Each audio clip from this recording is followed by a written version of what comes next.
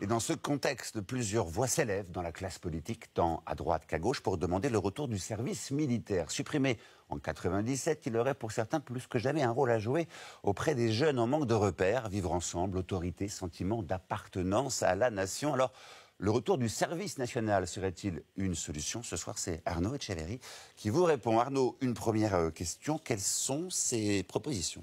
Alors avant de vous répondre, Xavier, d'abord ce sondage qui date d'avril 2014. 56% des Français se disent favorables au retour du service militaire. Porté par ce soutien populaire, chacun y va donc aujourd'hui de sa petite idée. À droite, François Baroin, ancien ministre UMP, imagine 8 mois de service national obligatoire pour une classe d'âge. Ça concernerait 250 000 jeunes, hommes et femmes compris, avec une possibilité de rémunération pour ceux qui font des études. Toujours à l'UMP, Xavier Bertrand propose, lui, un service national obligatoire de 3 mois avec un encadrement militaire assuré par des retraités de l'armée. À gauche, pas question en revanche de revenir sur le service militaire. L'idée serait plutôt de modifier en profondeur le service civique en vigueur depuis 2010. Celui-ci permet à des jeunes sur la base du volontariat d'effectuer des missions d'intérêt général pendant 6 à 9 mois. À 9 mois. Autre question, Arnaud, pourquoi le service militaire a-t-il été supprimé? Alors pour rappel, c'est Jacques Chirac qui met fin en 1997 au service militaire. Ce service national existait depuis près de 2 siècles. En 1798,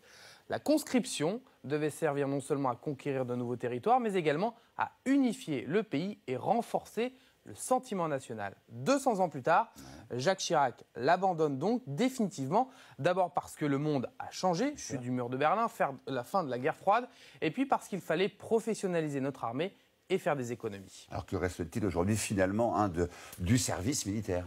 Eh bien, plus grand-chose, si ce n'est cette journée défense et citoyenneté, une journée obligatoire pour tout le monde, encadrée par l'armée et qui est réservée aux 17-18 ans. Et puis, peu le savent, mais il y a un dispositif qui existe et qui est propre au département d'Outre-mer. L'armée peut être amenée à encadrer, dans certains cas, des jeunes en difficulté, comme ici, en Guadeloupe. Ça s'appelle le service militaire adapté. Des jeunes envoyés par leurs parents passent 1 an dans une caserne, 24 heures sur 24, sauf le week-end, pour obtenir un diplôme ou apprendre un métier.